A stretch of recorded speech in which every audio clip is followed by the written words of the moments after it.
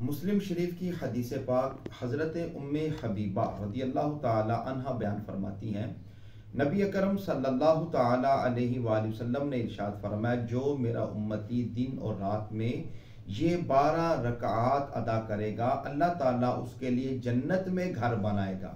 وہ 12 رکعتیں کون سی ہیں؟ جو دن اور رات میں 12 سنتیں مؤکدہ ہیں کہ جو ہم نے فرض ادا کرنے ہیں، فرضوں کے ساتھ یہ 12 رکعتیں نبی اکرم صلی اللہ تعالیٰ علیہ وآلہ وسلم نے ان کی فضیلت بیان فرمائی۔ وہ کون سی ہیں؟